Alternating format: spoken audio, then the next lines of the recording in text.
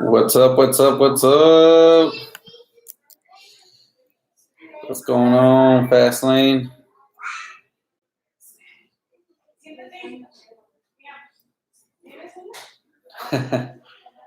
Yes, sir. Hopefully we get a few more people in. What have you guys been up to? How's it going, Determined Veteran? What's your first name, man? What's your actual name? And Jonathan. Okay, I was about to ask if it was you or your dad. What's going on, guys? See a few more people have joined in. All right, Jack. Good to see you. Hi. All right, Adrian. Cool. We got quite a few people coming. That's awesome. Nice. Yeah. I haven't gotten a chance to watch too many of your videos, but definitely saw the one on the E85 Determined Veteran. Really good video, by the way. It's really good way to talk about that and look at the positives and negatives of it. Definitely for the couple people that are here, if you guys haven't seen Jack's Determined Veterans videos, he has a pretty good explanation of your E85 and why you want it and why you wouldn't want it. Sounds good, Adrian. Jonathan, so we can definitely talk about it, or like how I do my how I shoot the video. I think that's really a lot of it comes down to how you have your clips to make it really easy to kind of just stitch them all together. But we can definitely talk about how I'm like able to kind of edit. Usually doesn't take me more than maybe an hour or so at most to kind of stitch clips together and get a video kind of packaged up, and then process. The processing part of actually like generating the whole file takes a little bit, but the actual putting and piecing it together isn't that bad. And so yeah, we'll definitely talk about some of the stuff and how I do it, Jonathan. Looks like we got 7 people on here. We do have, like always, 2 $25 gift cards, so we'll be giving these out.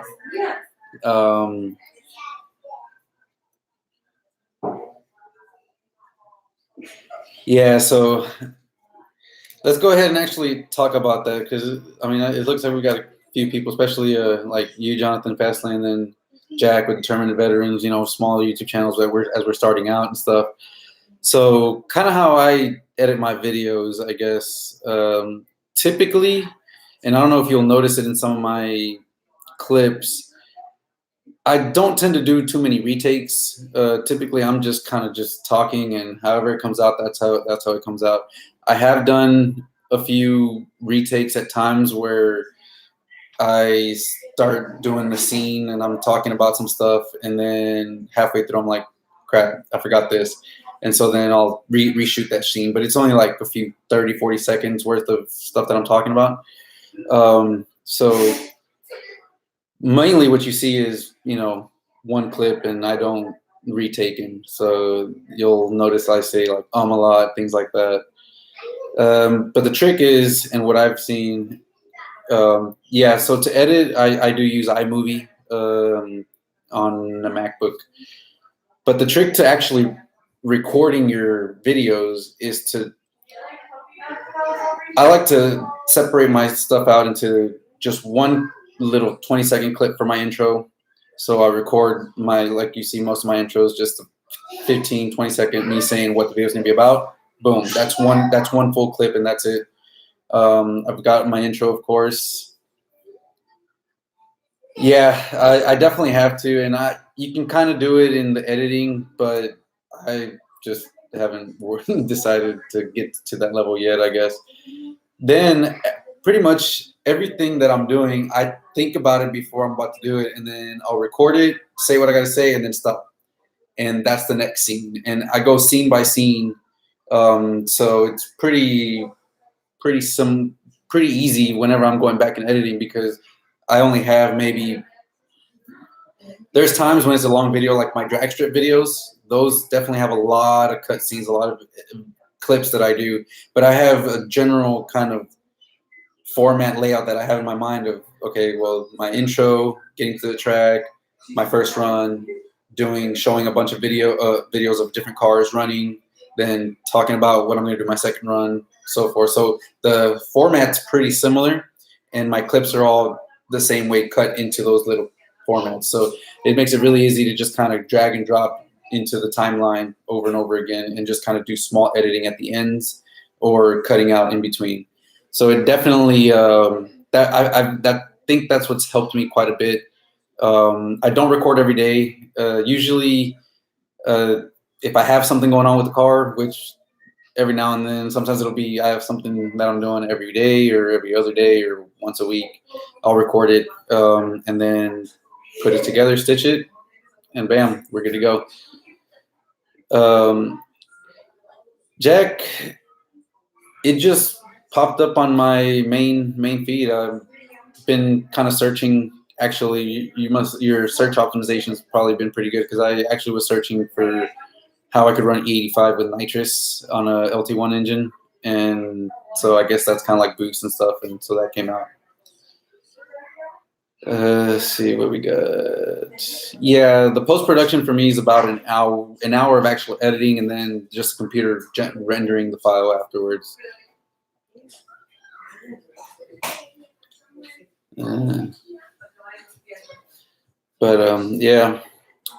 All right, so we got 7 people on here, so let's go ahead and get the first gift card given away. And if you guys know me and how I give away the gift cards, at least the first one, typically I try to do something like ask a question with regards to my uploads or my videos, for those that have seen my videos and pretty much see them all the time. That way you guys I can kind of give forward to those that actually watch my whole videos. So this question's gonna be basically, for the first gift card, I'm gonna type it into the chat, the question, so you guys should be able to see it, and that way everyone can see it as soon as it comes up, and give everyone an equal amount of time, versus I know some people might have a lag.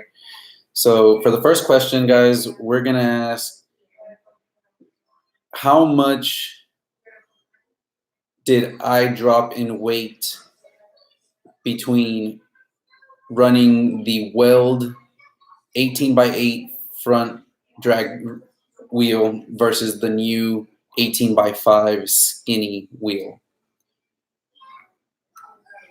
And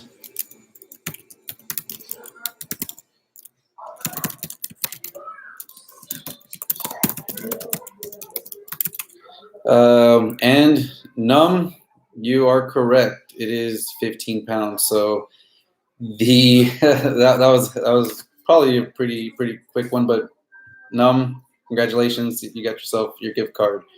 So the 18x8 Weld front wheel that I had weighed 49 pounds, about 48.8 or 49 pounds.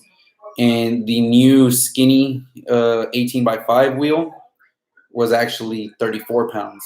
So if you do the math, that comes out to 15 total pounds of weight loss from the wheels. So yeah, no problem, Jonathan. But yeah, 15.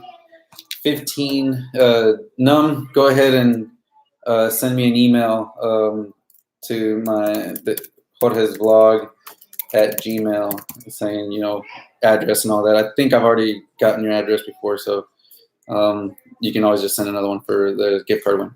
But yes, guys, I saved 15 pounds per wheel, which might not seem like a lot, but it makes a difference. It makes a difference, guys. I mean, if you guys saw my last video, just swapping over to the skinny front runners, I was able to run a full 10th faster, and I believe almost a mile an hour faster as well.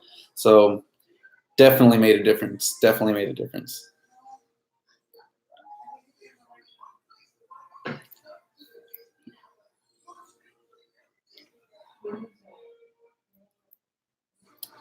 And determined veteran, definitely, we can definitely do that for sure. So let's talk about the title of the video here and the transmission tune. So, guys, I've been mentioning it over and over and over again. You know, every time I go to the track, J Dog, yeah, you know, I need to get the transmission tune, and we're gonna do this and do that. Now, unfortunately, I had a plan in mind where I was just gonna buy a whole new transmission. Don't worry, Tony. We still got one more gift card to give away. Why is that, Jack? Why should I not do it? Because I'm actually already getting that taken care of or getting done. So the plan was to just buy a brand new transmission computer from HP Tuners, already unlocked and programmed for my VIN number and everything, and just pop it in and do it that way, so I wouldn't have any downtime since I do daily the car. Unfortunately, the 2019s have a completely different service number that is not one of the ones that HP Tuners carries in stock.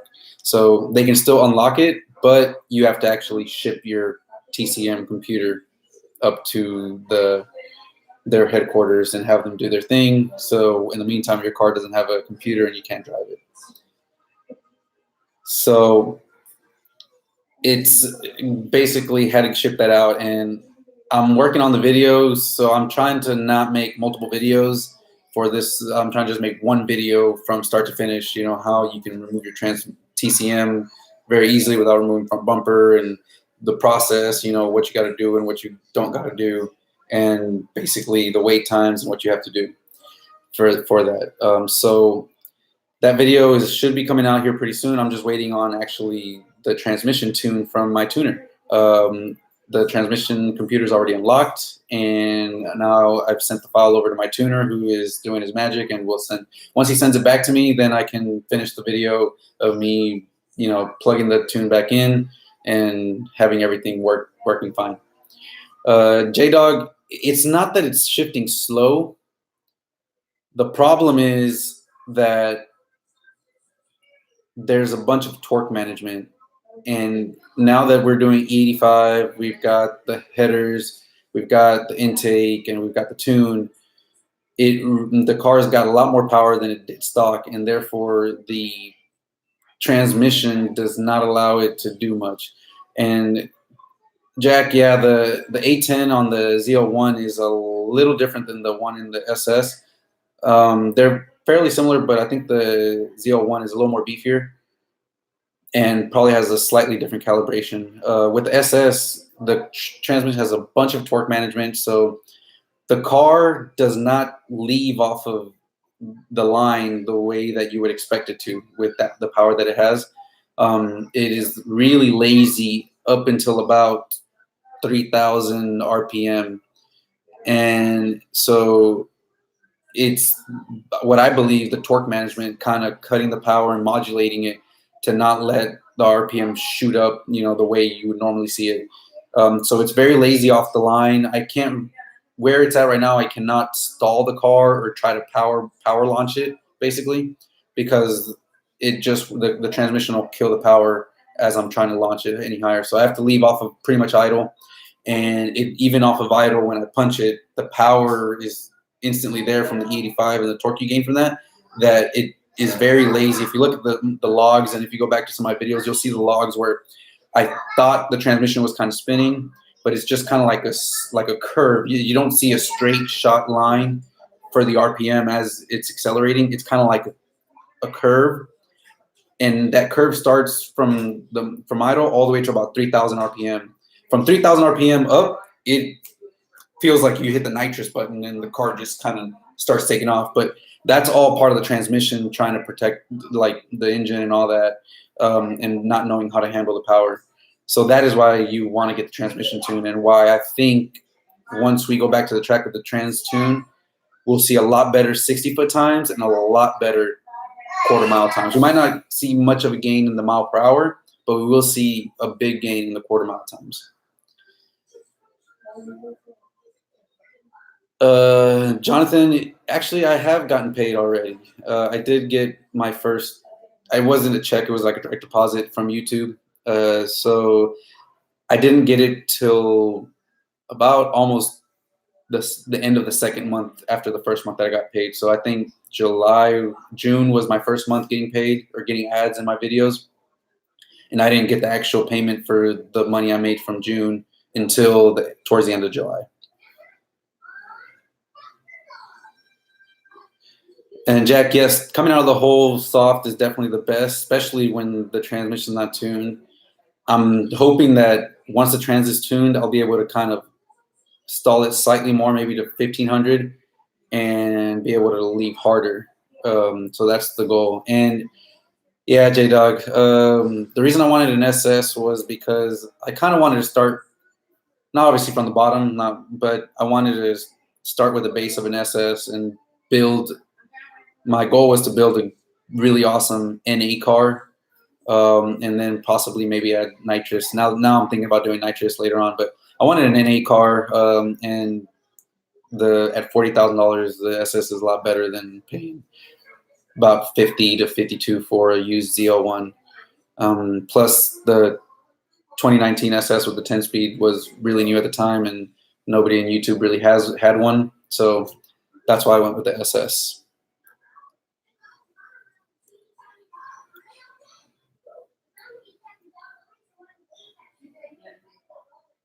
So that is kind of where I'm at with the transmission, guys. Just waiting on the tune, and should be hopefully showing you guys here in about a week or so how everything does, as long as the weather holds up.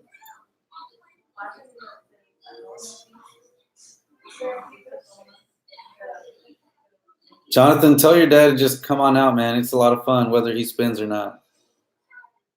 Going out there is always fun. And I don't think so. I'm not sure. You guys are always getting all kinds of cool stuff. You guys got a bunch of projects, and so I don't know what you guys are about to get. Okay, get tires. There you go. Yeah, man. It's I don't think you really need it, but you can do it. Tony, I do have a video coming out for basically a solution for the guys that want to know how the cars are running without needing to go all the way to the track.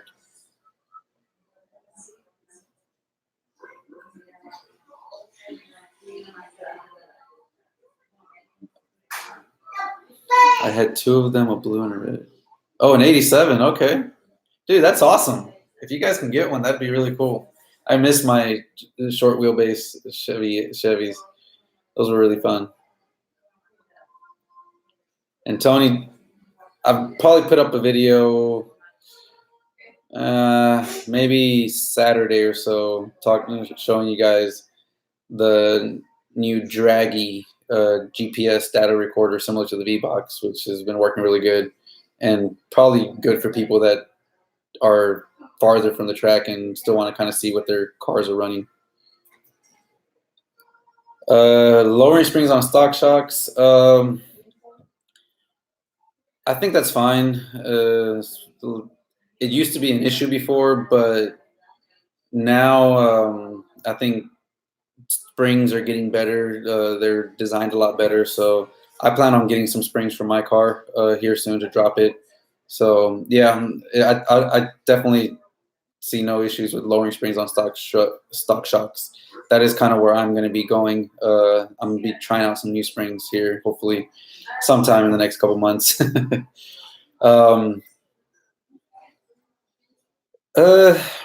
It depends. If you want a very aggressive drop, then H&R is really good. They're probably the ones that are going to drop the car the most. I've only had experience with IBOC, which is kind of like the middle ground where you'll still get a drop, but it's not going to be aggressive and somewhat keep a similar ride quality. For the Camaros, I'm actually looking at getting the YYZ springs from Powell. They sell them on Wildhammer.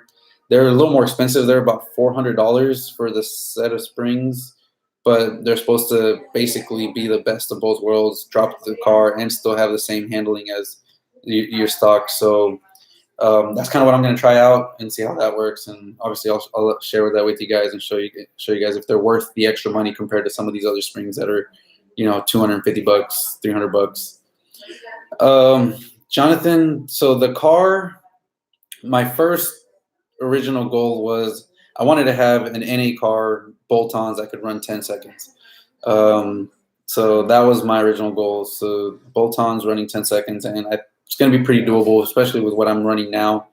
I think once I get my ported MSD and ported throttle body and the transmission tune, that should easily get me possibly very close to the 10s, if not in the high 10s, even in this weather, the summer weather. Obviously, once we get to the winter, it should be pretty much a 10-second car all the way. So I think that's going to get me to the 10s of my original goal, which was a 10-second car, just bolt-ons. After that, I'm going to go into I'm going to be doing a cam and heads package, which I'm hoping is going to get me to around the 530 to 550 horsepower range with the supporting bolt-ons and the 85. And that should hopefully get me to mid to low 10-second quarter mile. And then once we can meet that goal, the final thing, which is something that I'm going to probably start prepping for from now, is going to be just adding nitrous to this LT1 motor, a small 50 to 100 shot to be running 9s. And I decided to do that because I could have gone boost, but these LT1 engines are kind of hit or miss when it comes to running boost. Some can hold it, some can't. And so I felt nitrous is going to be a little safer, especially once you add in all the safety features and get the right equipment for it. I've ran nitrous in the past and it was great. I do want to go with a direct port setup so that every cylinder gets even distribution, and that's usually the safest, best way to run nitrous, and especially if I want to run a little bit higher every now and then. But yeah, I think for a 100 shot, you don't really need direct port, but it looks cooler in the engine bay. So if you guys follow me on Instagram, you guys can see the picture I posted of the MSD intake I want. Yeah, that's kind of what I'm looking for. And that's kind of where I'm going. DJ, I've already hit up J-Rod Speed Shop, and they're definitely going to be the ones doing my cam and heads once I'm ready to go that route. So yeah, just to answer your question, Jonathan, my end goal is to be about 530 to 550 NA on a heads and cam setup, and then add about 100 shot, 50 to 100 shot of nitrous to get me to about 650. Plus, another benefit of the nitrous, guys, besides not having to use boost to stress your engine, is that you really only need to upgrade your low side fuel system. So basically, swap out your LT1 fuel pump for a ZL1 pump. If you have a 1LE, you don't even have to do that because it already comes with the ZL1 pump. But I'm just going to swap out that low side fuel pump for a ZL1 pump, and that should handle all the power that I need on the high side direct injection, plus the fueling that's going to go through to the nitrous kit. So it's very, very much cheaper, to me, I believe, safer route to go than doing boost on an LT1 engine and still gain an extra 100 horsepower and be at 650 to the wheels just on 100 shot and heads and cam. And with good grip and everything, good prep, should be running in the 9s easily with that setup. So there's some goals, and it's not going to happen really quickly, unfortunately. All that stuff costs money. I think the intake, the direct port nitrous intake kit, MSD intake with the direct port lines and all that runs about almost $3,000. So it's going to take some time. DJ, so my car is actually tuned by Pat G in Victoria. He's the one that tuned my engine, and he's the one that will be tuning my transmission. Gregory, once you go with the cam and start porting all your other supporting mods like throttle body and intake, head work really does make a big difference.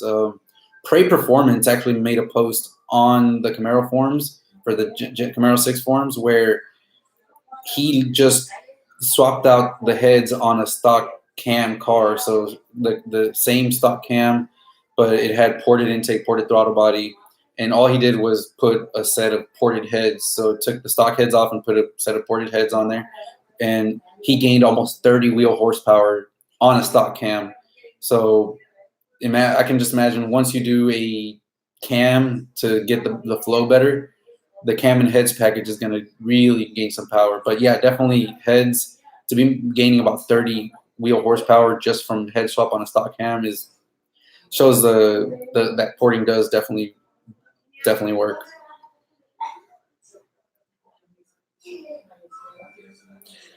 No, I've talked with Prey because I want to get my intake ported by Prey Performance. So I've talked to Brett at Prey Performance, and in his testing, he's mentioning that doing the 95 millimeter throttle body ported on an MSD intake has, in his testing, proved to make more power than the MSD with the 103.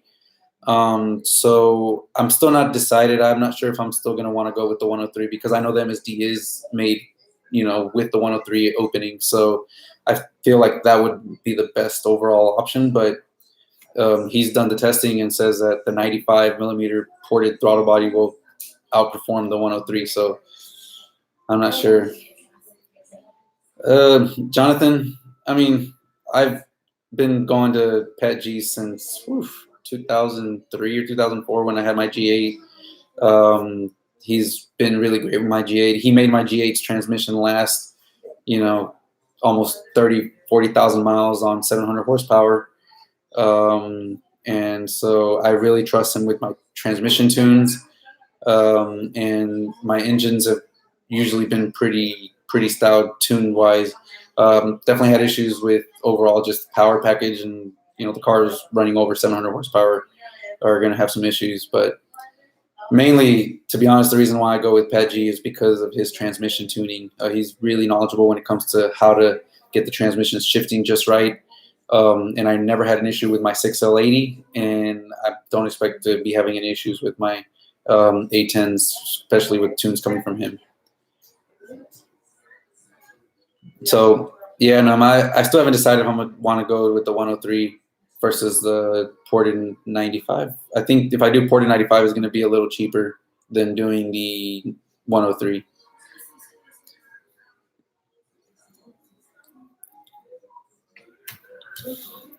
All right, we got 10 people on. That's awesome. So one thing, actually, I want to ask you guys a question. So again, all this stuff about what I want to do to the car and all the MSD and all that is things that I have planned here in the next couple months. But I recently got a chance to possibly buy my very first, you would say, childhood dream sports car in a way. Basically the very first real attainable car that I wanted, like the one that you would go and ask your parents, like, hey, that's the one that I would love to buy for my high school and stuff like that, like as my first car. And if I decide to buy the car, then definitely gonna have the mods like the MSD and all that on the Camaro. Might take just a little bit longer, but I just wanted to get your input, guys. Would you guys want to see me, bring in a new car that I've always the very first car I wanted, and bring you guys and show you that, or would you guys want to see more Camaro mods and me getting the Camaro faster? I'd definitely like to get you guys' input on that. And don't worry, this isn't the car that I'm looking at is not like an old classic car or anything like that. It is an older car, but it's a car that when my dad first went and bought his first or second truck at a dealership, they had it in the showroom floor, and I instantly saw it and fell in love with it and was like, and I remember telling my dad, that's the car that I want, like, as my first car, like whenever I'm in high school, when I can, drive and all that.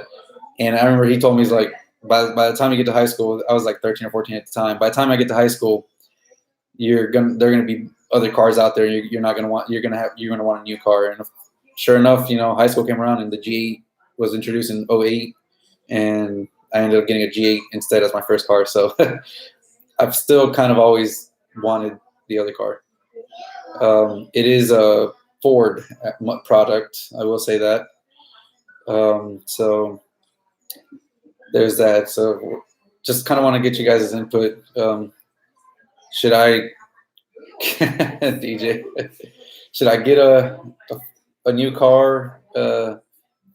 Really wouldn't be for the channel. I mean, I definitely make videos with it, but it's just more because I get a chance to get the first car that I wanted back when I was young, versus now.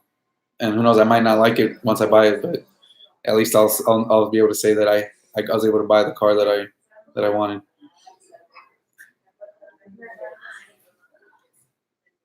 Yeah, that's kind of where I'm at. And like I said, I've got this chance to get it, and I still need to go take a look at it and just make sure that everything is, mechanically sound and all that with it. But I'll be checking that out.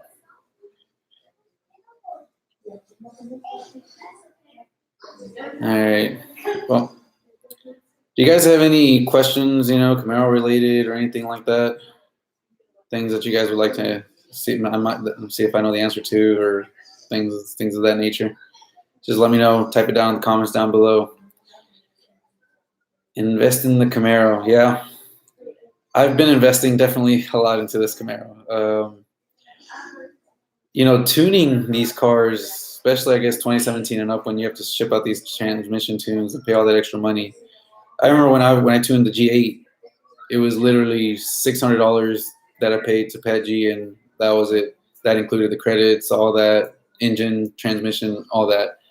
Now with this car, I've probably spent over $1,200, almost $1,300 in credits and tuning for the car, just to get everything tuned as is. So it's getting pricier and pricier, and it's just part of the whole security in all that aspect that they're bringing into these computers nowadays, so that you don't hack them.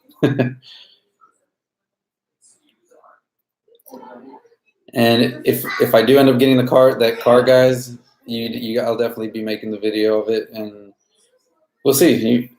I think it's a pretty cool car, and you guys might like it. I think even though it's a Ford product, I think you guys are gonna like it. All right, guys. So I still got one more gift card here.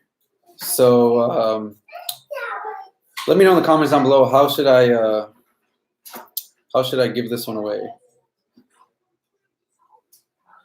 For sure, DJ. Follow me on Instagram. It should be in one of the links, or in the links in one of my videos. Follow me out there, and then we can definitely get together one time when you come out to Houston for sure. Tony, the fastest the car's gone is an 11.6 at 120.7, or basically almost 121 miles an hour. And that is just on headers, no cats, intake, E85, and of course your tune with a full drag pack and skinnies.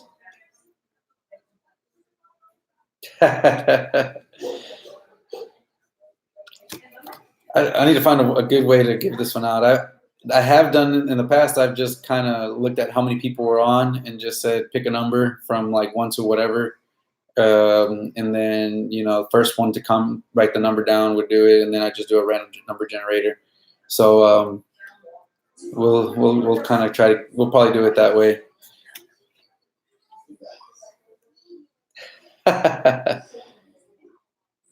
VF. I'm gonna butcher that last name correctly. I wouldn't be able to get that name correctly either. But yeah, guys.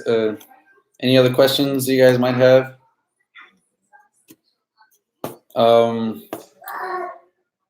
Yes, the 10-speed is really awesome, and speed and shift's really, really good. It's great for roll racing. If you guys haven't seen my video when I went out to Mexico and raced a couple cars, it was out there doing some pretty good work out there. So I can't wait to see how it does with any more mods.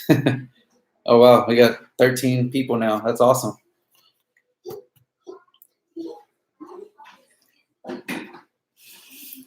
All right, so I think I'm gonna give it in the next like 5 minutes or so. I'm gonna go ahead and start, taking down the numbers. So don't put down a number yet until I say so, guys. But when I'll actually type it in the comments, and then after I type that in the comments, then you guys can start posting the number that you want, and in the comment I'll put down what range we're gonna be going through. Yeah, DJ, I've ran a fully pretty much a cam heads, E85 drag pack 5th gen, and it just with basic bolt-ons, again the header is 85 on my street tires, not even my drag pack, and I'm able to pull on that 5th gen.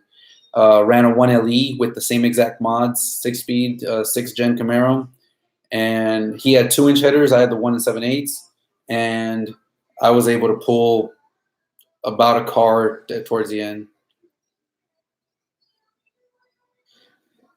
Franco, so the tune, let me break down the cost of tuning these cars, guys, because that's definitely something that I might end up just doing. I'm probably going to do another video talking about like what I've spent and break it all down for you guys, basically what it would cost to run what the car is running. But the tunes on these 2019s are a lot more complicated than the previous like 5th gens and things like that. First of all, to tune the engine computer, the ECU, it requires 4 credits. So you need 4 credits, which are $50 each. So that's $200 in credits. Now, let me just start off by saying this is if you buy the HP tuners and do any type of remote tuning.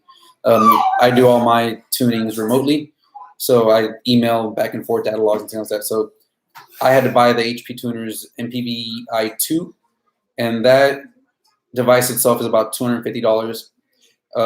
I use it to data log and do all that stuff, so it's really helpful for me to make sure that everything's running properly. And for guys that are going to be doing mods and want to really track what their cars are doing, I really recommend getting that HP tuners. The new one is really, really nice. It's only $250, and you can use it for data logging and much, much more, clearing codes, check engine lights, all that. So that was $250. The credits to unlock and be able to tune the ECU were $200, 4 of them. The credits to unlock the CCM, which is the computer that houses all the check engine light codes for the AFM valves that are in the middle of the exhaust for when your car goes into 4-cylinder mode. That computer needs to be unlocked so that you can eliminate the check engine light codes whenever you do a mid pipe, like an X pipe in the middle, and remove those motors. Some people will just leave the motors plugged in and zip tied out of the way.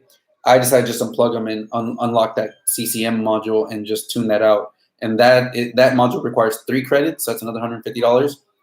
And then, of course, when it comes to transmission, you need to ship out your transmission to HP tuners, and they do the unlock. I paid for overnight shipping because I wanted it as quickly as I could get it back, so that's about $50, and their actual unlock service fee is $200.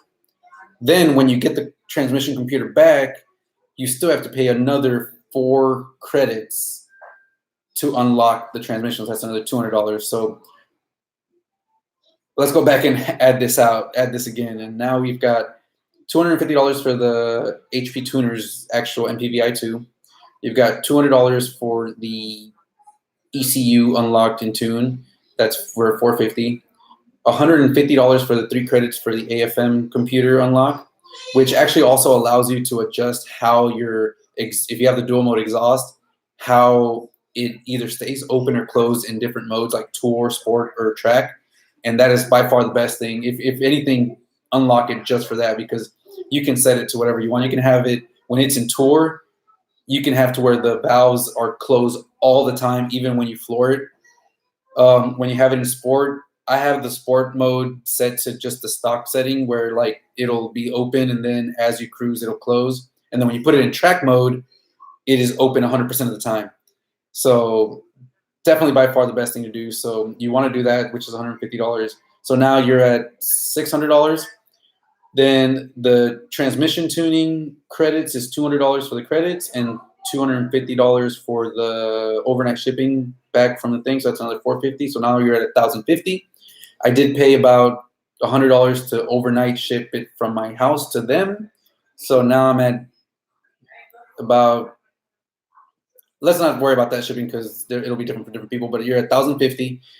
Then after that, I did pay my tuner a fee, which he charged me $600 for the actual tuning. So that puts the tuning for my vehicle at around $1,650 or almost $1,700, guys.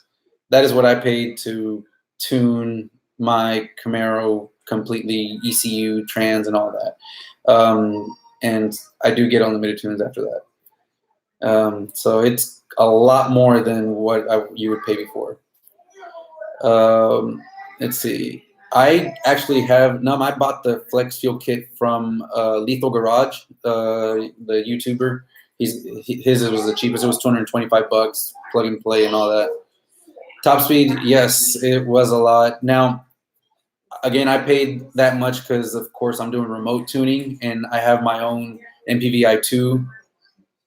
So that I can unlock and do upload tunes and all that myself.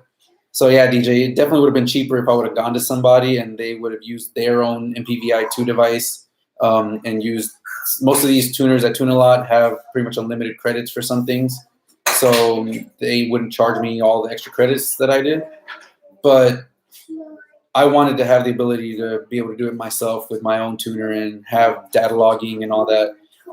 As far as data logging, one thing that we could add to that tuning price is the cost of the wideband gauge that I bought, which came with the Bluetooth OBD2 pass-through so that I could add the wideband information to my data logs on HP tuners.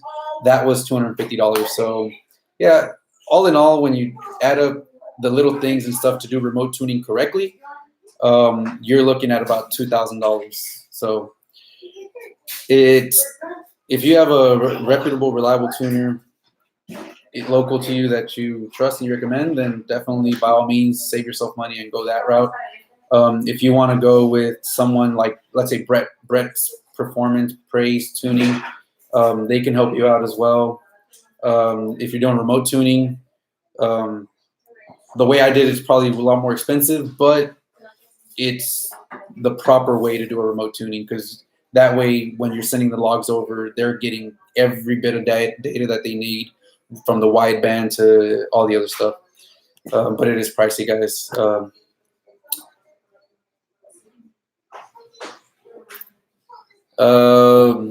Top speed, what do you mean by recommend? Like tuning wise, or the headers are great. I definitely would recommend those. Darian, what do I do for a living? I work as an electrical engineer for the utility company here in Houston for CenterPoint Energy. So, yeah.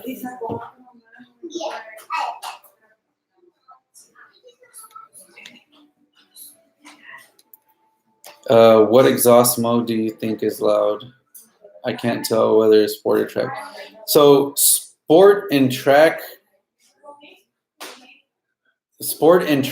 are going to be about pretty much the same, guys. They basically open up the valves, so there's really not much of a difference between sport and track. The only difference between sport and track is that in sport, once you get up, I think past 6th gear, it'll actually close the valves. But so sorry guys, I got some family that's leaving. Yeah. You know, I was a little fishy too about the price, but I decided, you know what does it hurt to try them out? I mean, it's only $600, and if they work, great. And if they don't, and I have to, you know, do some welding or take it to shop to fab a little bit of welds or something, or dent out a little bit for the fitment, I felt like even if you were to do that, like the cost overall is going to be a lot less than buying, you know, $2,000 headers. And lo and behold, when I got them, they fit perfectly for me. I had zero issues with fitment. They were super easy to install. I kept seeing some nightmares of people saying that they had to dent their headers and all that to clear the steering rack. I had zero issues with any of that. X-pipe fit perfectly. There wasn't any issues with that and the hangers and all that. I will say, if you have a 2019, the position of the second O2 bung where you would plug in a wideband, I guess with the 2019 and the 10-speed transmission, there's like a bracket right where that bung is, so it makes it a little bit harder to kind of put in the wideband sensor and screw it in, but you can like finagle it in there and get it to thread in there properly. No big deal. And no top speed, no welding needed. You basically remove your whole exhaust, and you bolt them right back up, and it's all clamped out. The clamps can be better. I will say that you could get better clamps. I recommend something that I'm probably going to do is use an exhaust and tailpipe sealer, like the sealer liquid, and go back through all my clamps and loosen them up and do that later on. But it doesn't really bother me. I feel like it leaks a little bit, but it's not a big issue to me. You do have to cut at the back at your stock axlebacks. You do have to cut that out, but it's really not that hard. I bought a tailpipe cutter for like $20 on Amazon and was able to do it without having to use a grinder or anything like that, and really clean cut as well. So top speed, I thought they were definitely worth it, even if you have to do a little bit different issue with little different things, or you come up with something where you're like, oh, this needs to get adjusted. It's going to be a lot cheaper overall, even with having to go back and adjusting it. But I didn't have any issues adjusting it.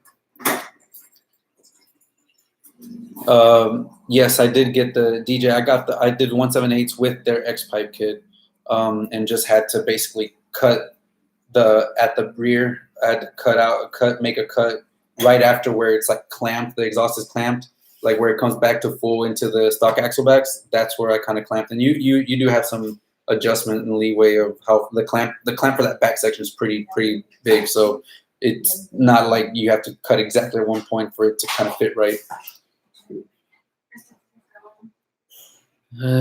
What else we got?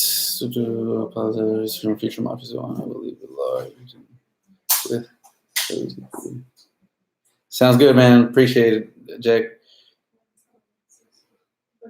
Yeah, Tony. But the clamps, like I said, they actually haven't been too bad. I'm still using the stock clamps, and I mean, I did go back and retighten them after maybe a couple weeks just to see where they were at, and I tightened them back up and had no issues whatsoever. So the top speed, I am going to end up doing cams. Eventually, I am going to do a cam. On the LS, we only have one cam.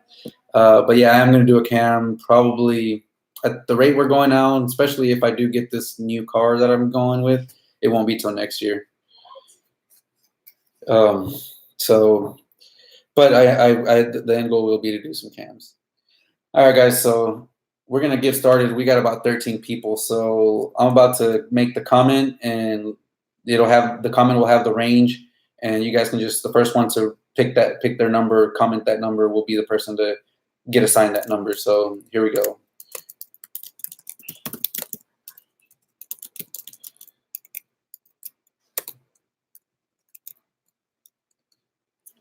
All right, guys, I just put a comment, and you got a number from 1 to 20, so nobody has to kind of fight for anything.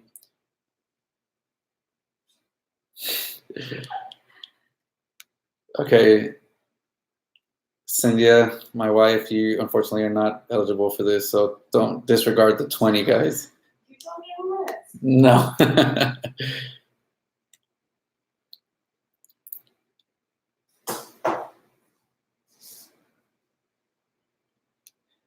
Jack, I've thought about doing blower, but I didn't want to do that because basically of all the issues that I've heard and horror stories about the LT1 pistons and rods not handling boost very well.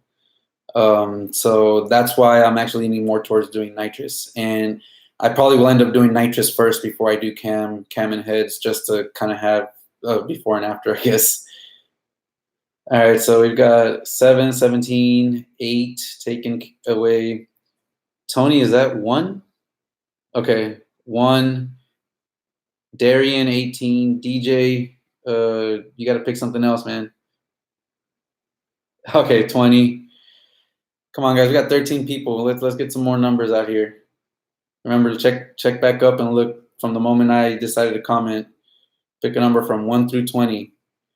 Last time I had like 10 people. I had, I think, 7 people, and I said pick a number from 1 to 10, and I only had like 5 people put a comment, and we kept running it, and nobody would ever get a number because there wasn't that many people commenting.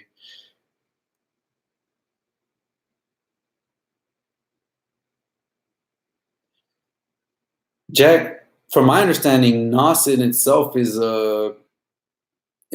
cools down the intake charge. So it basically acts as methanol to cool your temps.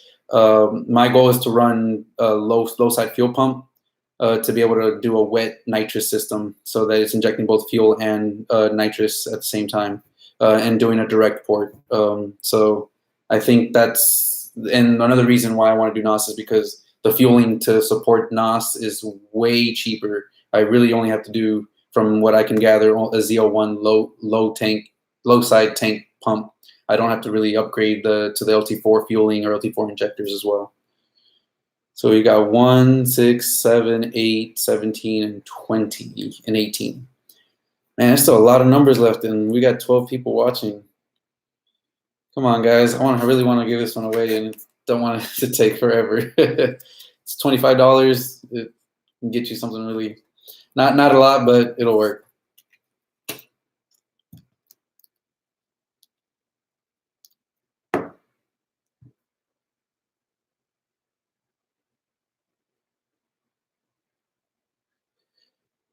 You know, it's interesting you mentioned that, and I did not know that in terms of instant cooling higher IATs inside the combustion chamber. I knew that when you sprayed it, it actually cooled the intake charges.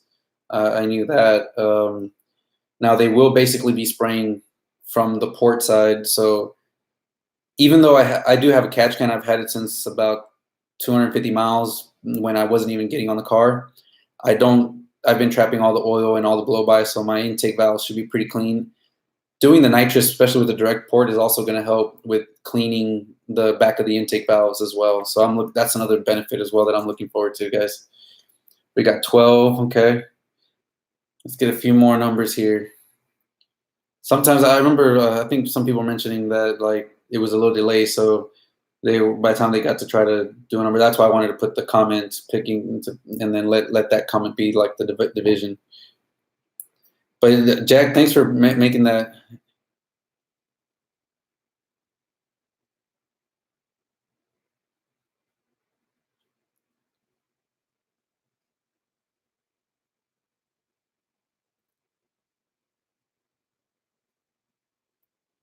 So I understand it'll do more higher temps. Like I said, I've been from what I've read and what I've seen about cooling charge temps. So I'm assuming that's more beneficial for boost, I guess. When it comes to, I guess, internal combustion, methanol, I guess, would just kind of cool it down as well. Yeah, I'll definitely be looking at it and see what the best way to go about it. Like I said, I'm still barely in the early stages. Plus, I don't plan on doing a big spray. I'm not planning on shooting 150, 200 shot. When I had my Pontiac G8, actually, with just bolt-ons, I would spray a 50 shot, and when I did the 50 shot wet nitrous system, I actually didn't even adjust the tune for anything. I didn't have to pull any degrees. I know once I went with 100 shot, I did pull some time. I did have my tuner pull some timing, but at a 50 shot, I didn't pull any timing, and it worked great. So I don't expect Cade. If you go back, I'm only looking for a number from 1 through 20, not 30. So I feel even at 100 shot, I'm hoping I don't need methanol, but definitely I'll bring that question up to my tuner for sure. Appreciate, like again, Jack, appreciate it. Definitely something else I can look at and ask my tuner. We got 14, okay. So we've got 1, Top speed, you already have a number. I'm not. You can't have two numbers. So you got 1, 2, 3, 4, 5, 6, 7, 8 people. We've got 8 people so far of the 13. So we've got another probably 4 or 5 people that can pick a number. I think if I can get 2 more people to pick a number, then we'll go ahead and start the drawing. 2 people that haven't already got a number picked.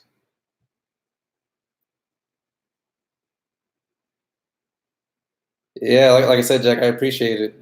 Definitely didn't. I wasn't aware of that, and it's something I'll definitely be bringing up to my tuner and asking about, because I know he's very knowledgeable when it comes to high horsepower builds and nitrous and boost and all that. There you go, DJ. What's going on, Antonio? Pick a number from 1 to 20. If you can, go back up through the through the comments. For those of you guys that are just joining in, go back and look at through the comments to where I posted pick a number from 1 through 20, and look through the numbers that have already been picked, and go ahead and pick a number. Sounds good, Jack. I'll definitely follow you. I'll follow you after this stream for sure. So again, if you guys are just joining me, make sure you you pick a number from 1 through 20. Go back through the comments and see what numbers have been picked already, so that we can give away this $25 O'Reilly's gift card.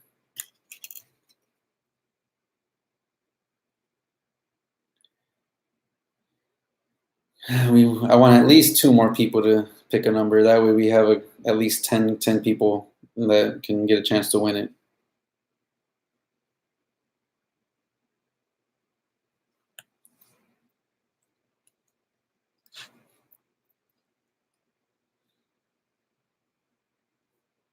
Come on. Cade, go back and pick a number from 1 through 20, man. I'd really like for somebody to win. I'm gonna give another about minute and a half, 2 minutes for someone.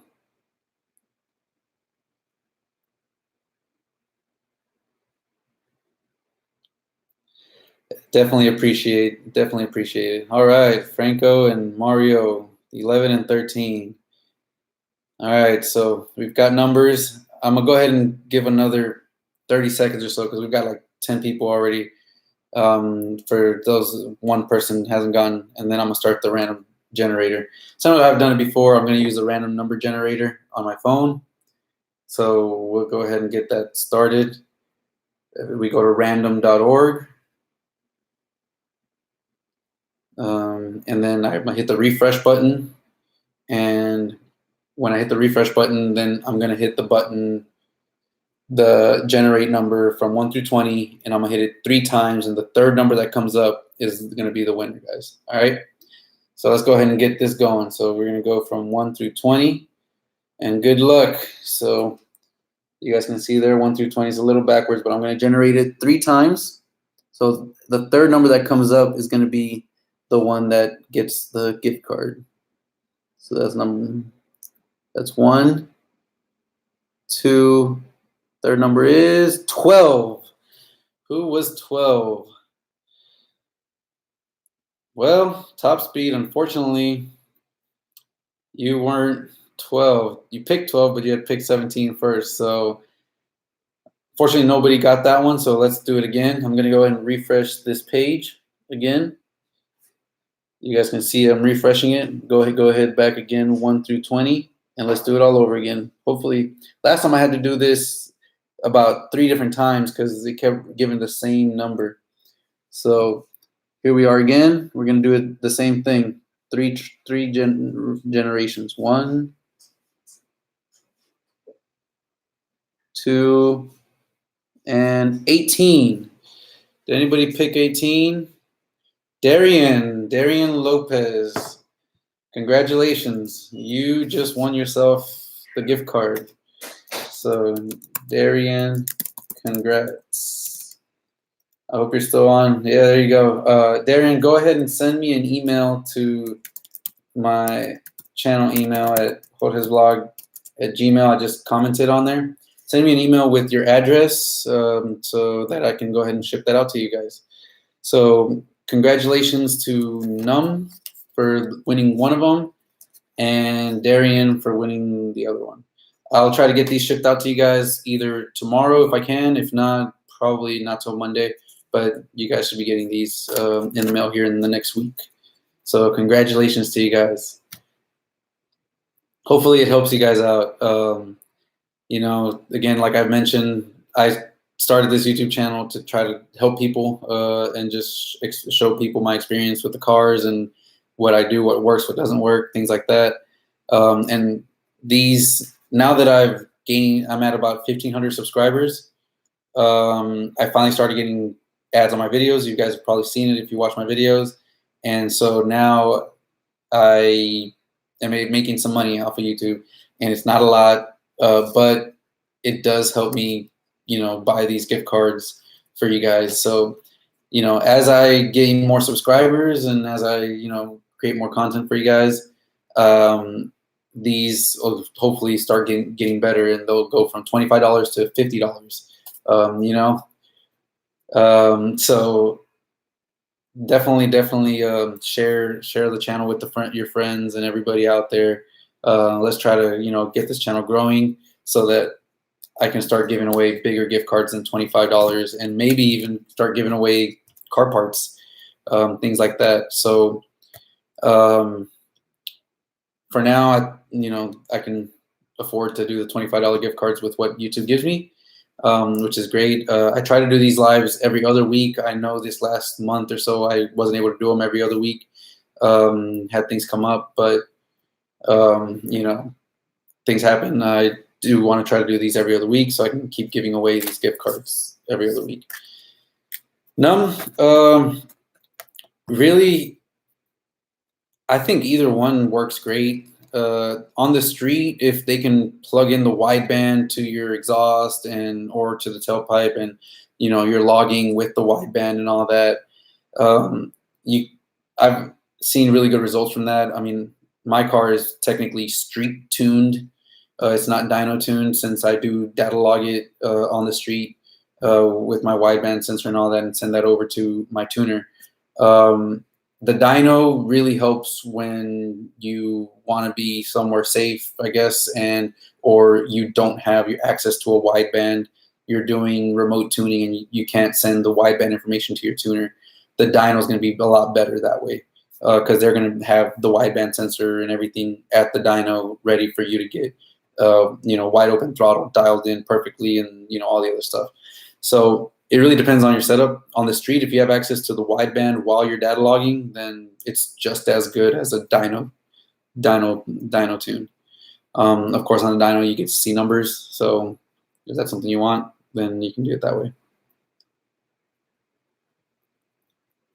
So I have a question for you guys real quick. You know, besides gift cards, I'm doing O'Reilly's gift cards, but do you guys have preference whether it's O'Reilly's or AutoZone? I don't really have preference for either or maybe Advanced Auto Parts. I know at Advanced you can get like 25% off or like 20% off an item or something, so that might be a little more. You might get more for your buck, bang for your buck. Let me know which auto parts store you guys would like gift cards from. I've been doing O'Reilly's because it's pretty much the closest one to my house, but the other ones are pretty close too. So let me know, comment, you know, if O'Reilly's are cool or if you guys want to do some other ones.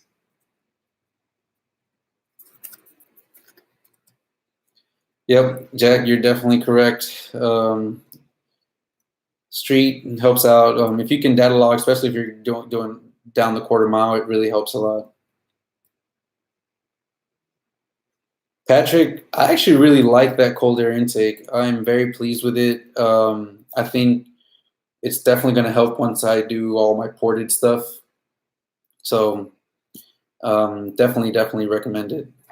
Plus it's dry filter, so you don't have to worry about oil or any of that stuff. Yeah, that's what I'm thinking, Patrick. Advanced does give you a chance to get like 25% off of one item when you order online and then just pick up on store, and I'm sure you could use gift cards for that. But anybody else have any preference? AutoZone, O'Reilly's, or Advance?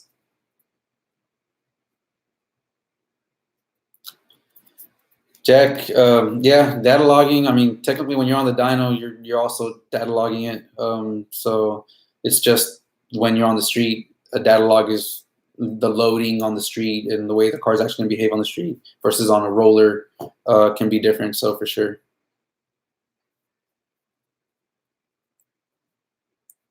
A street is going to really show all the actual loading the car's going to experience compared to just a free-flowing roller. Some dynos now can kind of simulate load and stuff, but it's never going to be the same as on the street.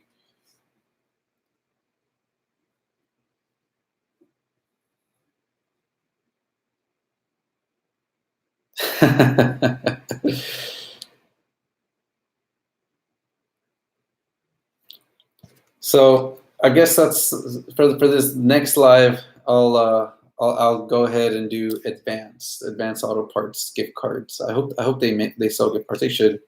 But yeah, guys, I'll definitely do advanced auto parts gift cards next time.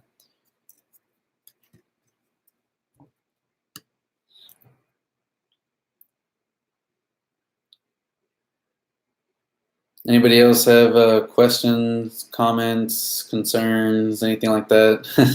Things you guys would like to know about me or anything like that? Darian, I have it on my phone. I'll check exactly whenever I can get it. We're off the live for sure. But if not, I'll do a comment down on the video and let you know.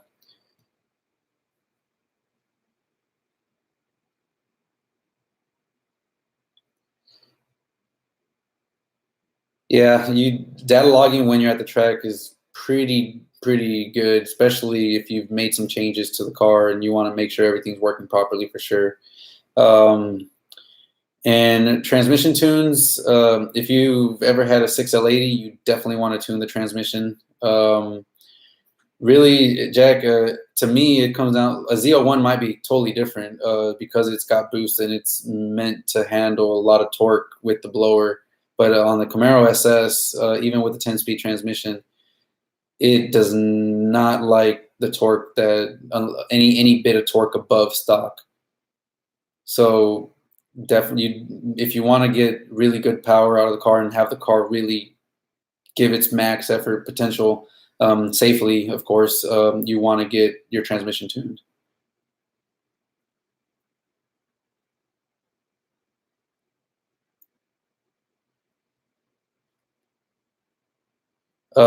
Patrick, tunes, I actually talked about it earlier in this live stream, which is, I know, an hour long now.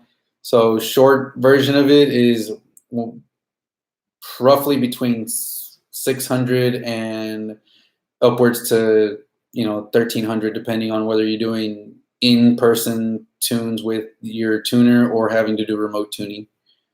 That's roughly $600 to $1,300 per tune for tuning.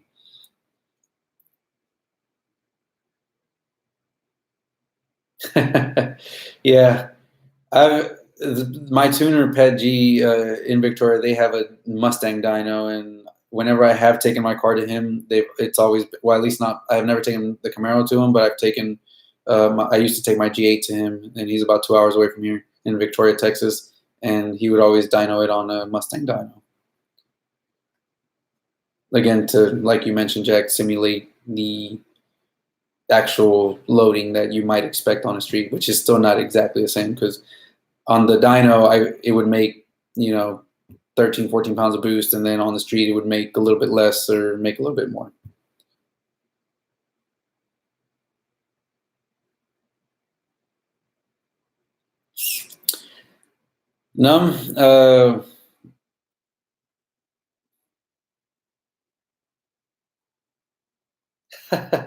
Jack, don't apologize, man. Do not apologize. I mean, this is meant to help everyone out and try to give really good information to everybody. The more information everyone gets, the better. So definitely do not apologize.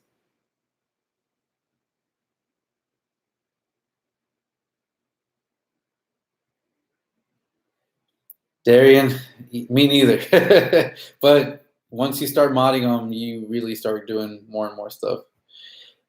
Patrick, no. So ultimately, I think I'm going to be doing probably a bolt-on heads and cam car with pretty much maybe doing nitrous. The LT1s have very weak pistons and rods, and there's been cases where a car will blow a ring, piston ring or something at 8 psi. Some handle 10, 12 psi, and so forth. So in an effort to kind of prevent, more stress that the boost would cause, I'm deciding to try to kind of keep this just a NA car with every now and then maybe adding nitrous 50 to 100 shot to,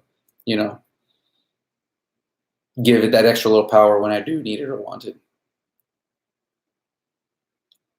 Yeah, Victoria for me, I'm here in Houston, and it's only about two-ish hour drive, so it's not that far at all. I used to trailer my G8 there all the time and get my car tuned that way before I learned about, the AEM wideband, Bluetooth pass-through gauge, and the MPV2 and all that. So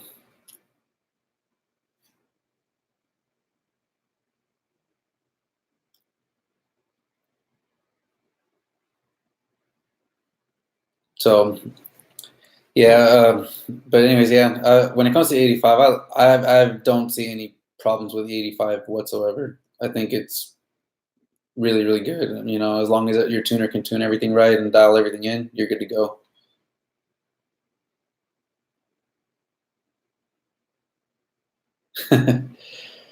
It's great to have contacts like that, Jack, for sure. And I will definitely be getting with you to, ask you questions and things like that.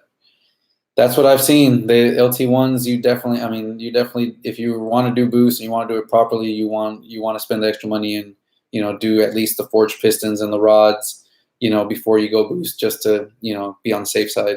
Like I said, I've seen people that run 10, 12 pounds of boost, and have no issues. I've seen people that they just went with 8 pounds of boost and were doing the dyno pulls to test it, and, they had issues. So that really kind of scaring me, I'm not gonna lie. So I'm gonna try to just keep it, NA, and every now and then maybe go and do, a small 50 or 100 shot of nitrous, nothing crazy.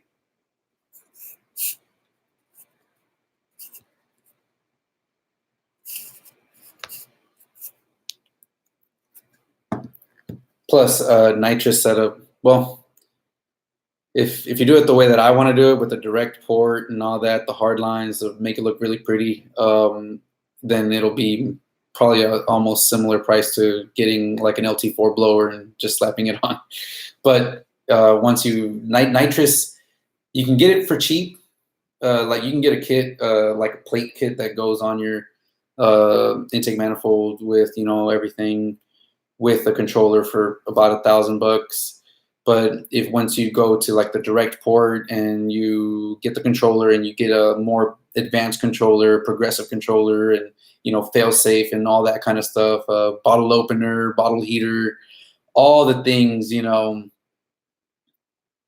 it's it'll add up to almost what adding boost to a car would cost.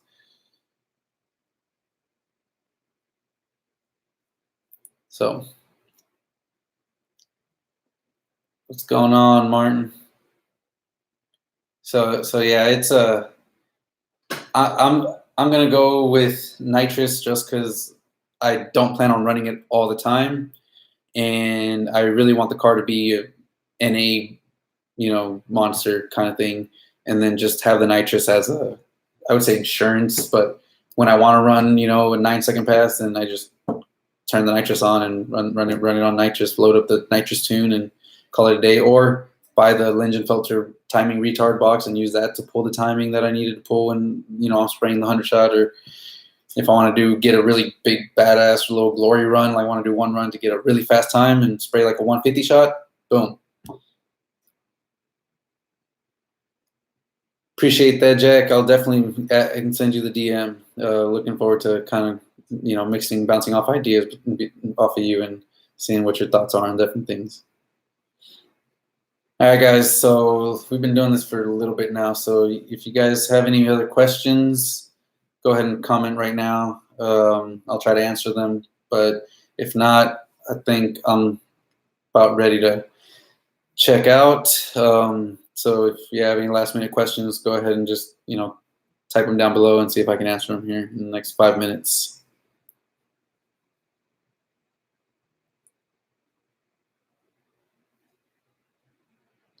Overall, I think this is a pretty good session, guys. Lots of good feedback, lots of interaction. I love doing these. I love making the videos and stuff like that for you guys, especially when I'm doing all kinds of other stuff. Emiliano, the headers are doing just fine. X pipe is fine. The clamps, I did go back and retighten them one time, and that was about it. I got the front license plate bracket that goes on the tow hook from ZL1 Add-ons, I believe it's called. ZL1 Add-ons license plate tow hook bracket. I've yet to put it on the car. I just literally have it in the trunk.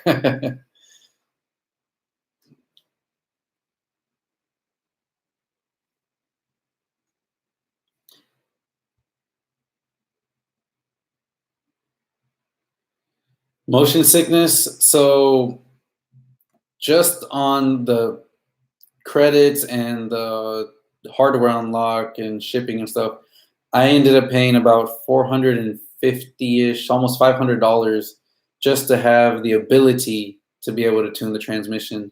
Basically getting the transmission module shipped out to HP tuners and back, and then using the credits that you're going to require to really flash the tune.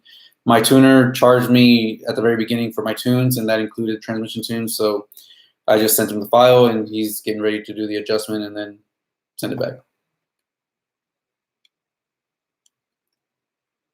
100 shot, Jack. That I used to do 100 shot on my G8 all stock all the time.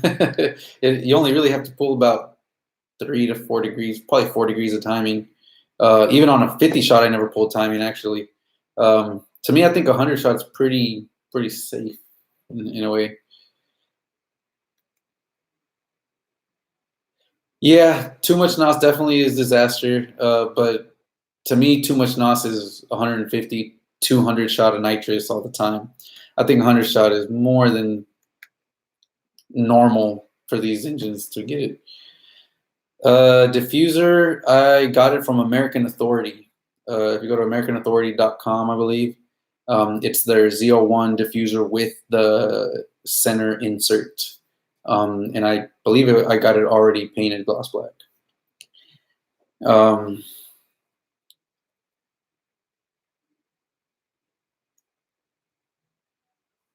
So yeah, when it comes to nitrous, everything I've read from what I've experienced, 100 shot is, that's pretty normal. And there's older cars, 6.0s, 6.2s on the older generations running 100 shot all day. As long as you have, the right progressive controllers, the right window switches, the right RPM switches, as long as you have all the extra safety added features of it, being able to purge the valve, doing all that, 100 shot should work just fine. And I could even get away with doing a plate system with the 50 and 100 shot.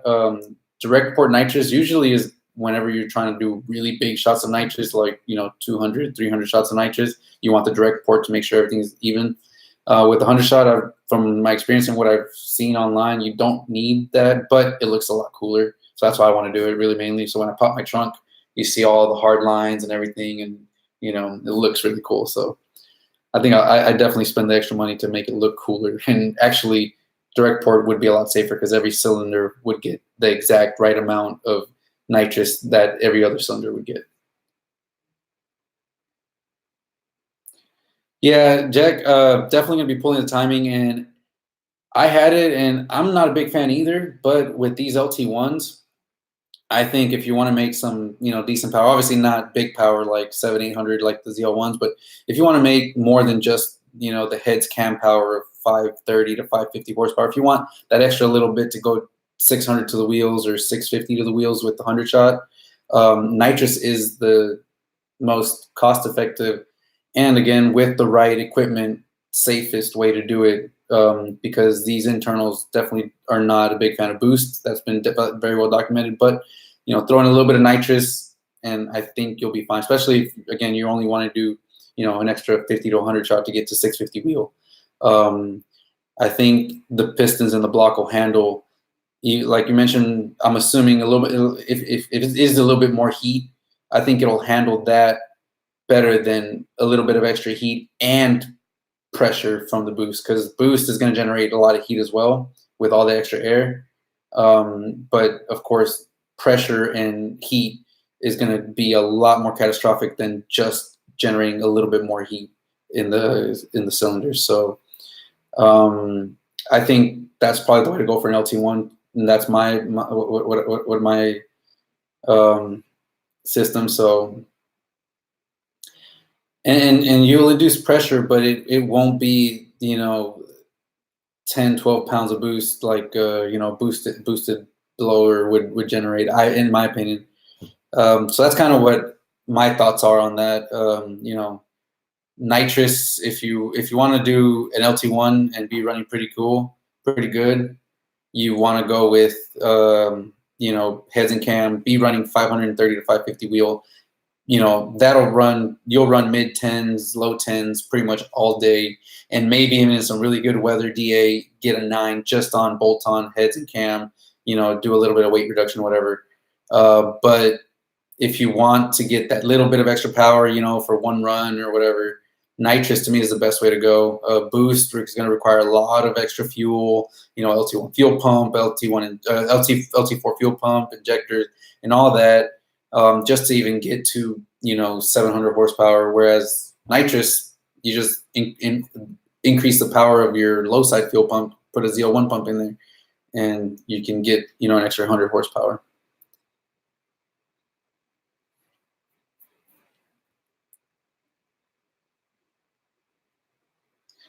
Yeah, nitrous, I mean, I think 100 shot is more than safe, so that's kind of where my thoughts are. But and again, an LT1 SS, I would go with that with a nitrous. If you have an LT4, then obviously you want to do boost, and there's other things you can do besides doing nitrous to get really high horsepower. But for LT1s and just regular SS, I think nitrous is the more affordable way to go. That's just kind of my thoughts on that. Any other questions, guys? Oh, I mean, so the headers you got for the low do the same job. Honestly, I mean, my car is running an 11.6 at 120 with just the headers, intake, and tune. I mean, it's out there beating. I raced an M6 1LE 6th gen Camaro that had 2-inch headers with the same pretty much mods, E85, and same intake that I had, tuned, and I would pull away from him, by almost a car at the end of a run from a roll. So the car is, I mean, granted the chin speed does do a really good job, but I mean, the headers are doing just the same. I mean, and the times the car's running is backing it up. I don't think, going with the brand name, 4 times as expensive header is going to give me, another 10th.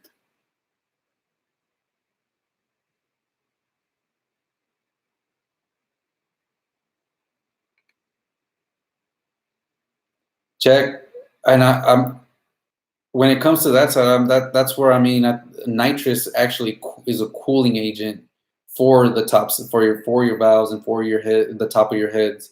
Obviously, it might generate a lot more heat in the combustion chamber, but it does cool your temps on the back side of the valve, which I don't know how well that works, whether that really helps or not if you're generating a lot more internal combustion and heat inside the piston. But and methanol definitely cools that a little bit more, because obviously methanol goes through and burns cooler. But that's why I thought that E85 helped burn cooler, and so did the nitrous. But I could be wrong.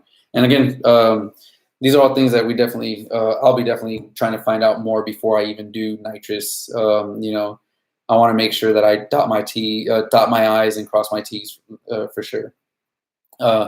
When it comes to boost, definitely you want methanol, because boost, the higher pressures generate more heat. And so when you run you know, boosted car and you increase the boost, methanol helps out tremendously. Not only does it help for fueling needs, because it does have octane rating, but it also cools everything down. So um, definitely methanol for boost. I've always heard, and I would believe it is true. You want methanol to cool your intake charge down, because when you're boosting the car, your intake charge, when you generate pressure, when air gets compressed, it gets hotter. So that's the air. Even before you have combustion, the air that's already getting forced into that cylinder is hotter inherently because of the boost that you're generating. So you're already, even before combustion, already having higher pressure in the cylinder, higher temperatures in the cylinder, in the piston and cylinder area. And then obviously you do the combustion and it gets even hotter. Whereas with a naturally aspirated, where just air is getting sucked in there and not pressurized, that air is a lot cooler than your pressure. That's why, you know, IATs are such a big thing and something that everyone looks for when they're boosted. You don't want them to climb up really, really high. No, I'm actually probably going to do nitrous before I do the heads and cam. I'm going to try to get my nitrous set up first, because of course, who doesn't want to do, you know, a little bit of 50 shot with, stock cam and be able to run, you know, a low 10-second pass. But I'll probably do the nitrous first. It'll be a little cheaper. A heads and cam job is quite expensive, especially if you take it to a shop, which I will be doing. Don't know. I'm not as familiar with the LT1 motors to try to do it myself. So I'll probably be doing the nitrous first and having that already set up. So whenever they do the heads and cam, it's already set up and ready to go. Emiliano, I've got the 1 7/8 headers, and yes, I do plan on camming the car, but it probably won't be anytime soon. Martin, as far as collectible, I mean, I don't think it's going to be a collectible. It's just either people like it or they don't. I like it. I really like the front end. Now, I did post that new video where I did try to do a wrap job where I kind of did the whiteout partially of the front bumper. So I like either one, but I don't think it'll be a collectible. I think, you know, it's not the split window seat Corvette that they just had for like the 63 year. That was a very distinct design, you know, like down the back, which was pretty popular. But the front bumper, I mean, it's just the bumper bar, a color change. The 2020 is going to have the exact same bumper design, same everything, just the bar is going to be color matched. And the grill bow tie is going to be on top. So I don't think it's going to be a collectible.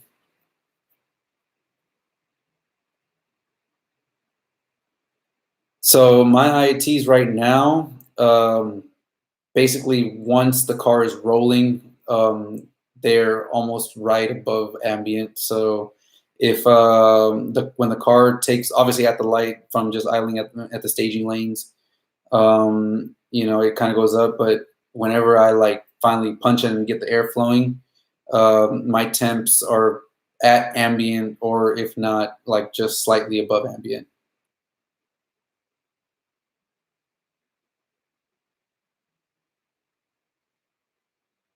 Yeah, the heads and cam job, I got quoted, and I thought it was a fairly competitive and good price. I was quoted about almost $5,000, labor and parts and things like that.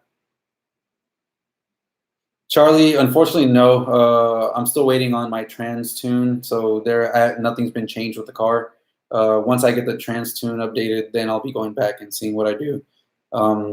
So I won't be at the track tomorrow. And yeah, so Jack, my IATs are pretty much at ambient, if not, you know, right a couple degrees above ambient throughout the full quarter-mile run. You know, my car, the intake does pretty good job of, you know, not heat soaking and keeping the temps pretty low.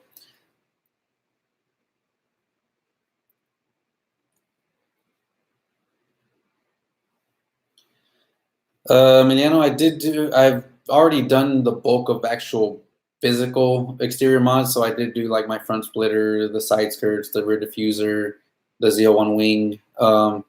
I do plan on wrapping the whole car in a specific like racing car livery, but that's going to take a little bit of time. I haven't really done that yet. I'm trying to find the right shop, and maybe I'm also looking at with the little bits that I've done myself with the vinyl wrapping in the front of the bumper. I'm hoping that kind of gives me a little bit more experience, and I try some new things. So maybe, just maybe, if I feel comfortable with the vinyl and get a little bit better at it, I might try to do the wrap myself and show you guys just how I did it. It's not a very complicated racing livery, but it's one that I think is going to require a lot of like little smaller pieces and stuff like that. So, and it's not camo. No, I'm not going to overdo the camo. So it'll be pretty interesting.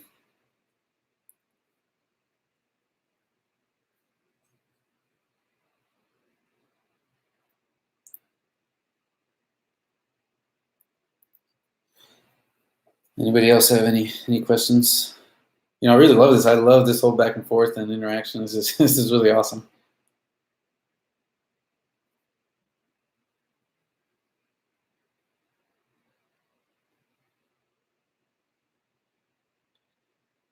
Emiliano, I've been in the car game since my very first car.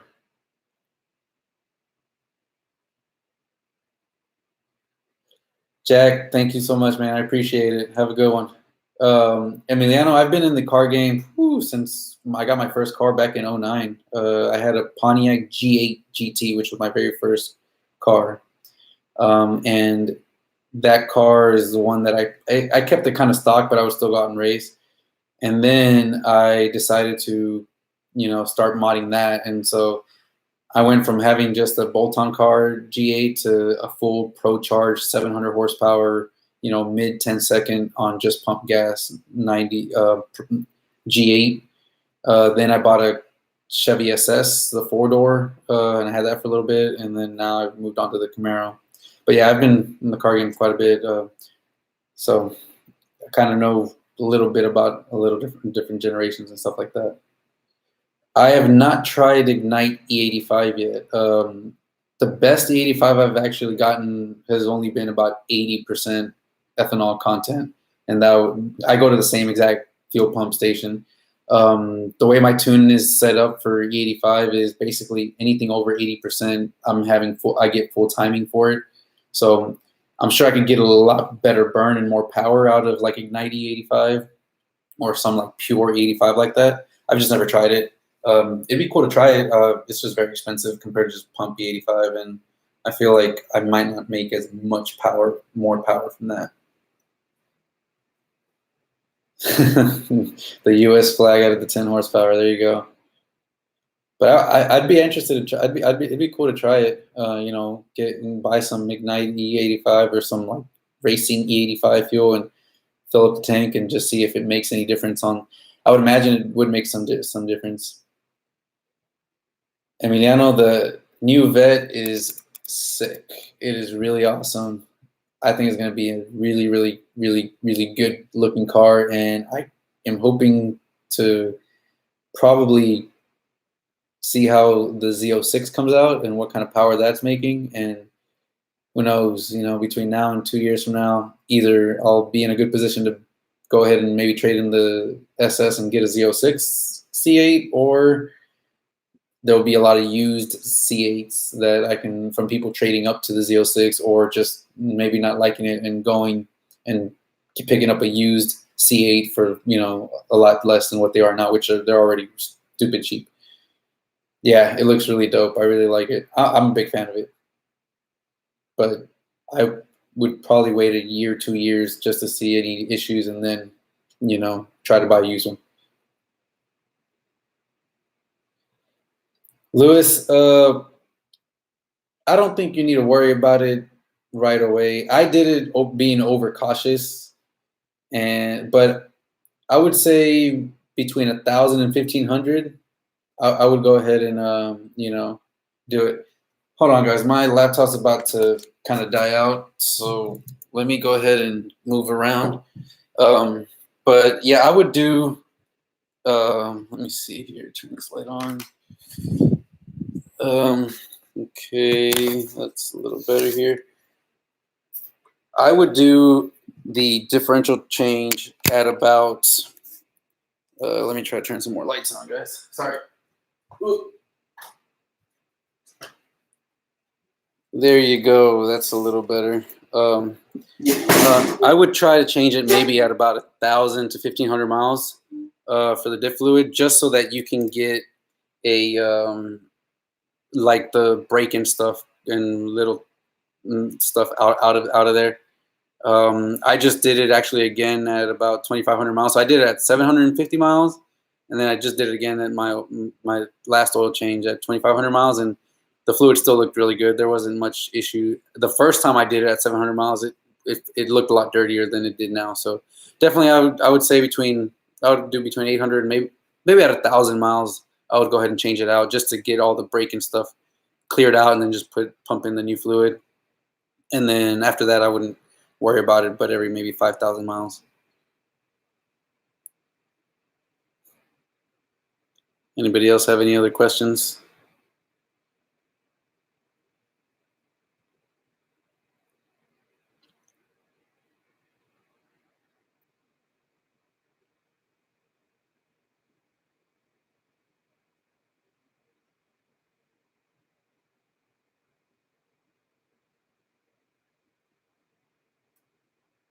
Probably the ghost of the house. Or my mom if she was walking by.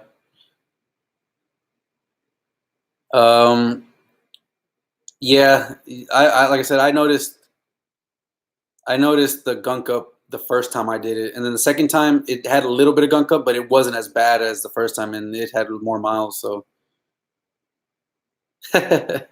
yeah, eh. And yes, I've heard of LS Fest. Sounds like really fun. Next year, so this year, obviously I started doing this, and I never really planned on or thought I'd be, gaining as many subscribers as I have. But I think next year for sure, I'm going to be doing a lot of planning and taking some vacation to go to some of these big events. LS Fest being one of them, the Camaro Fest, and all that for sure.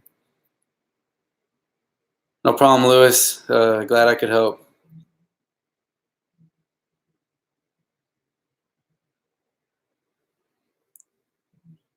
Anybody else have any other questions? Any thoughts, comments? Anything you guys like to see on the channel? Do you guys like, when I go to these like cars and coffee, things like that, and show you guys some of the hyper cars and all that other stuff? Or would you guys just like more, like Camaro content or just car content in general? Because I mean, even though I've got the Camaro, I really love all of them. I love the Hellcats. I love Dodge, like the Chargers, Challengers, the Mustangs. I'm a fan of the Mustangs. I do like them. They're not bad. Obviously, I'm more inclined for GM and the Camaro. I like that a lot more, but I definitely don't hate on all the other ones. So, do you guys like seeing maybe more some car reviews? I want to try to start making some videos of, subscribers' cars or people's cars here around Houston that are all modded. That would be pretty cool. I think people would like. And man, I appreciate it, man. Thanks a lot. Thank you so much. So that's one of the things I want to try to do is get a little series of just showing guys, because Houston has a great base of modded cars, and the cars here in Houston are some of the fastest, awesomest, like sounding, best looking cars in my opinion when it comes to like performance cars. So I definitely want to showcase some of that and show them off for everyone to see. So is that something that you guys would be interested in? Obviously it would have a lot of startups, revvings, accelerations, and all that good stuff.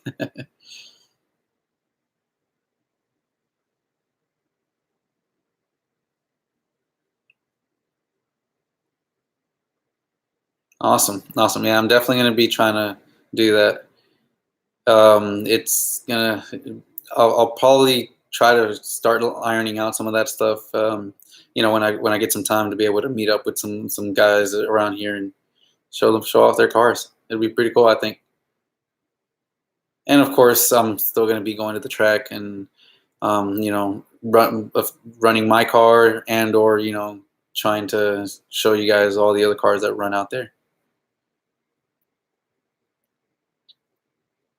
Anyways, guys, I've got about another 5 minutes if there's any more questions, and if not, then we can go ahead and end it here. I think there was a really good discussion again. So if anybody's got any other questions, I've got about another 5 minutes or so, and then I've got to check out.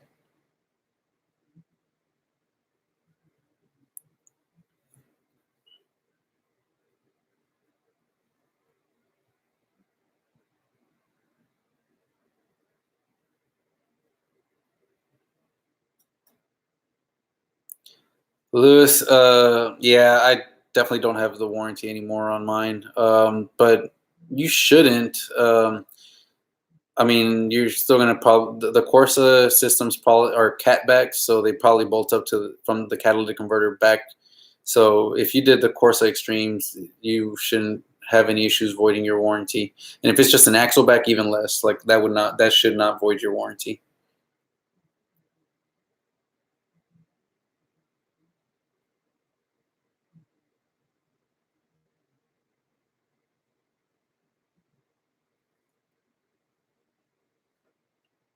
Good question though. Anybody got any other questions, comments, things they'd like to say?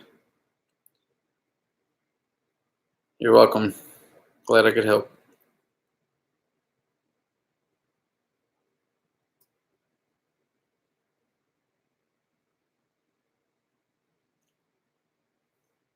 All right. Well, I guess we'll end it here, guys. I appreciate you guys for joining. Those that won the gift cards, congratulations. I'll try to get those out to you guys here within the next either tomorrow or Monday. So with that said, guys, thanks again for joining the stream. This time was pretty good. We had an average of about 7 to 10 people, which was the best I think I've ever had. So that's awesome. Appreciate it. Thank you, J Dog. Thank you. I'm glad I can help. And as always, I'll be posting out videos and trying to share the things that I'm learning with this car with you guys. So you guys have a good one, and I'll see you guys in the next one.